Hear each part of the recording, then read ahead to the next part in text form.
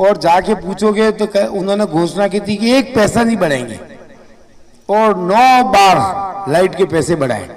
जो बिल 1500 का आता था उसके 3000 हो गया, 2000 आता था उसके 4000 हो गया, और घोषणा की 1 पैसा नहीं बढ़ाएंगे।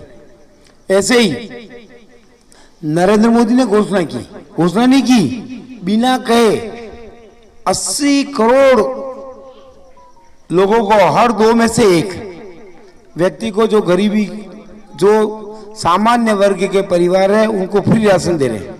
अब उसमें से हो सकता है कि अपना नंबर होवे नहीं होवे, लेकिन 80 करोड़ लोगों को दे रहे हैं।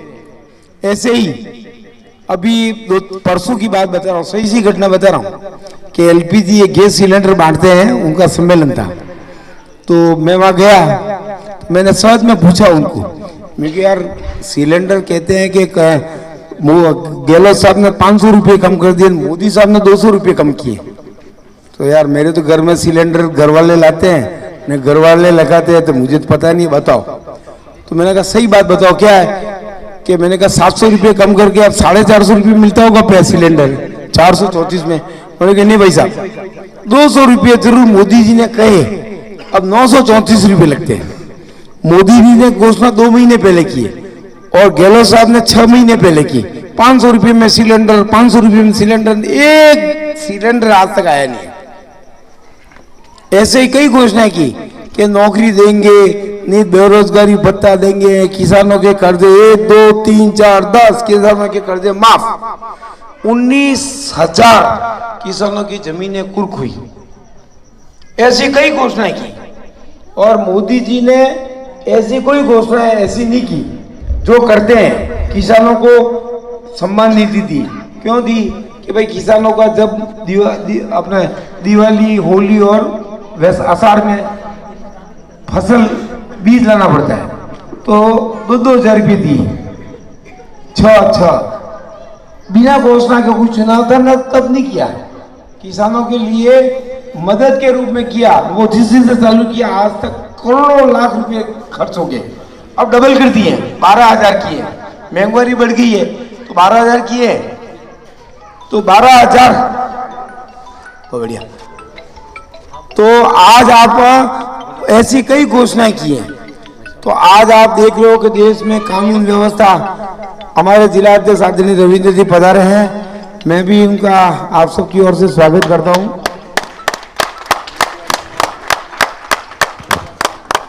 तो मैं तो आपसे एक ही बात कह रहा हूं कि कानून व्यवस्था खत्म, झूठे बातें किए, थोथे नारे दिए। आवाज में हिंदी में बोलूं, मेवाड़ी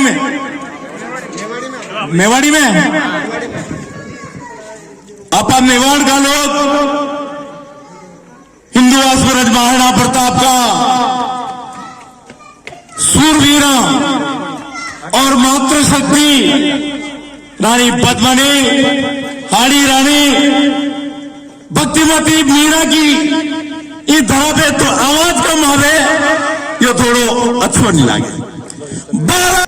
हमारे पार्टी के वरिष्ठ नेता मोतीलाल जी पूर्विया जी, आदरणीय दिनेश जी साहब, अध्यक्ष महोदय, भारतीय जनता पार्टी इस मंडल के अध्यक्ष, अंबेडकर मंडल के अध्यक्ष भाई राजेश जी वैष्णव जी, हमारे युवा नेता और पूर्व मंडलाध्यक्ष रहे भारतीय जनता पार्टी शहर जिला के उपाध्यक्ष आदरणीय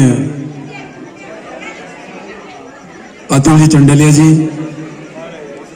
आदरणीय भरत जी पूर्विया जी जो हमारे जिला मंत्री भी हैं, भाई लोकेश जी, पन्नालाल जी, कन्हैयालाल जी, घनश्याम जी, भंवर जी, और मेरे सुंदर सिंह भंडारी मंडल ओबीसी मोर्चा के युवा अध्यक्ष भाई आनंद जी पूर्विया जी, पूर्विया समाज के सभी सम्मानित जन, मातृशक्ति, बड़े बुजुर्ग, नौजवान साथियों, आदरणीय यशवंत जी पालीवाल साहब जो हमारे सेवा भारती के बहुत ही सुंदर कार्य को कर रहे हैं, हमारे बीच पधारे पूर्व सभापति और भारतीय जनता पार्टी के वरिष्ठ नेता आदरणीय दुष्य जी कुमावत साहब, एक बार जोर से ताली बजाकर दुष्य जी का स्वागत करें। सबसे पहले तो मैं पूर्विया समाज का बहुत आभार व्यक्त करना चाहूंगा कि आपने आज यहाँ पर बुलाकर सम्मान दिया है। पूर्व में जिस प्रकार की समस्या थी, हम सभी लोगों ने मिलकर उसका समाधान किया और मैं आज आपको विश्वास दिलाता हूं, अभी आपने 4,500 स्क्वायर फीट जो जमीन की बात कही है, उस समस्या के निदान में संपूर्ण ताकत के साथ समाज को हक मिले। मैं आपको विश्वास दिलाता हूं कि 101% आपकी भावनाओं का कद्र करते हुए उस कार्य को कराने में अपना पूर्ण सहयोग प्रदान करूंगा। ये मैं आज आपके समाज के इस मंच से मैं आपको विश्वास दिला रहा हूं। माता की भाजपा जिंदाबाद जिंदाबाद जिंदाबाद। पूर्विया समाज का विशेष मेरे पर बहुत स्नेह है, आशीर्वाद भी है। मोहनलाल जी साहब विराज रहे हैं, मेरे मित्रों। समस्या के समाधान के लिए जिस प्रकार से बहुत सराहनीय कार्य किया, आदरणीय रामनिवासी मेहता ने भी उस समय सहयोग किया। ये सब कारण था आपकी इस कॉलोनी के लिए और अपने समाज के लिए जो समस्या थी उसके समाधान के लिए आपकी जागरूकता। तो जहां सम्मति था संपत्ति नाना, जहां कुमति था विपत्ति निदाना। तुलसीदास जी कहते हैं कि जहां सबकी एक मत हो, अच्छी मति हो, वहां नाना प्रकार की संपत्ति होती है। जहां कुमति था विपत्ति निदाना, जहां आपस में द्वेष भावना लड़े झगड़े हो तो कई प्रकार की विपत्तियां सामने आती हैं। समाज एकजुट है, हम सभी एकजुट हैं, हम आपके साथ हैं और इस समस्या के समाधान में अपना सहयोग प्रदान करेंगे। भाई युधिष्ठिर जी कुमावत अपने बीच अनेक अवसरों पर आकर आपका भी पूर्ण विश्वास युधिष्ठिर जी में है। जब ये पूरा मंच है, हमारे मंडल अध्यक्ष जी हैं, आदरणीय अतुल जी हैं, सभी लोग हैं, भरत जी हैं, आनंद जी हैं और ये हमारी युवा शक्ति आज जो दिन में जिनका मुझे दर्शन करने का अवसर मिला है, मैं विश्वास दिलाता हूं आज मातृशक्ति भी हमारे यहाँ पर विराजमान है। भाई युधिष्ठिर जी कुमावत जी के कार्यकाल से लगाकर बाद में भी इस क्षेत्र के विकास के लिए जितना बन पड़ सका करने का प्रयास किया। हमने कोई आप पे कोई उपकार नहीं किया। ये हमारा फर्ज है, ये हमारा कर्तव्य है कि हम आपकी भावना और आपकी कसौटी पे खरा किस प्रकार उतरे हैं। आदरणीय ताराचंद जी जैन अपने प्रत्याशी के रूप में और अभी आपने उनके श्रीमुख से जो कुछ बातें सुनी और उन्होंने भी आपको आश्वस्त किया है कि मैं आपको सहयोग करूंगा। मेरा तो समाज के सभी बंधुओं और बहनों से यही निवेदन है कि ताराचंद जी जैन जैसे ईमानदार व्यक्ति को आप अपने क्षेत्र से अच्छे मतों से विजयी बनाएं। उस आदमी की कथनी और करने में किसी प्रकार का अंतर नहीं है।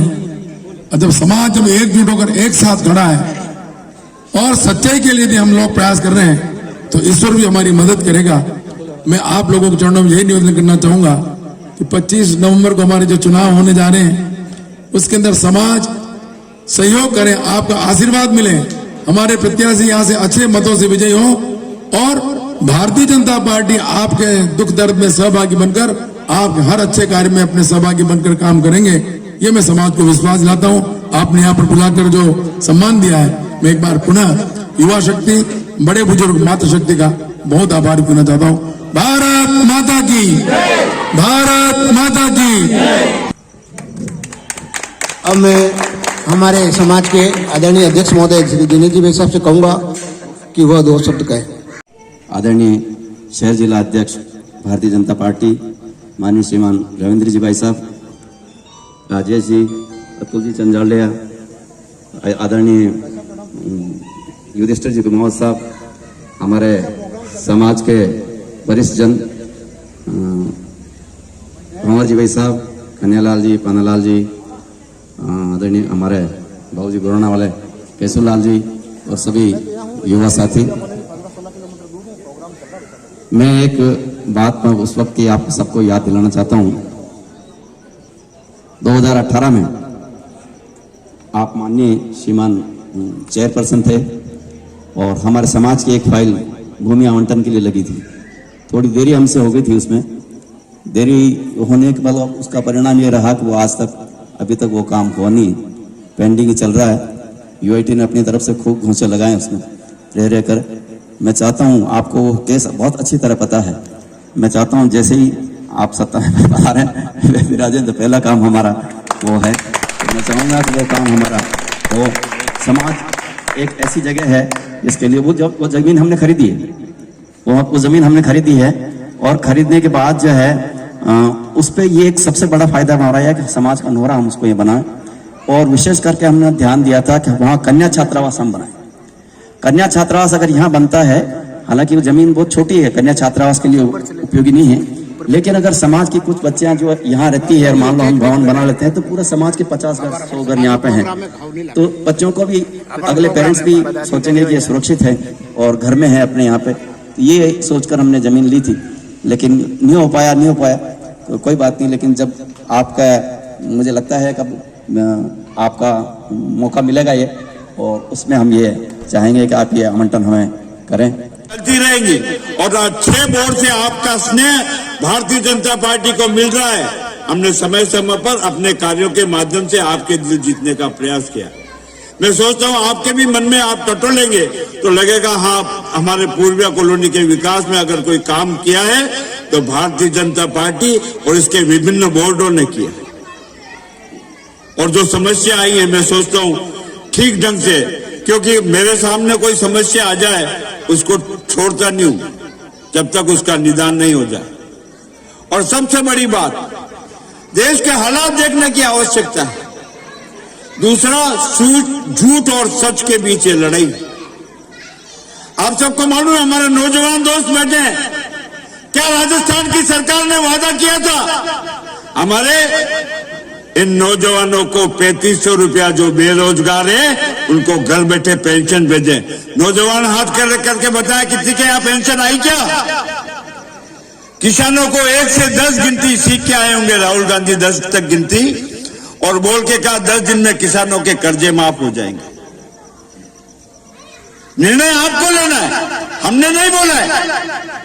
अगर उन्होंने किया है झोली भर के वोट दीजिए, और नहीं किया है तो उसकी सजा भी दीजिए, क्योंकि ये नेता जो पैदा होता है, ये पार्टियां जो पैदा होती है, वो वोट की पेटी से पैदा होती है। जो ज्यादा वोट ले जाएगा वो जीत जाएगा।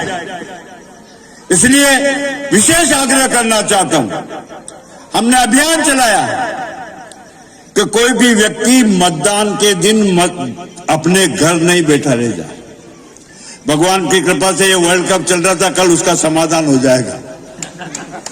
कोई मैच नहीं आएगा, कोई कार्यक्रम नहीं आया था। पहले ये अपने देवझोलनी 11 पर होने वाले थे, 23 को चुनाव, लेकिन वो भी संकट टलवा दिया, 25 को चुनाव होगा। किसी तरह के कार्यक्रम में कोई बाधा नहीं आएगी।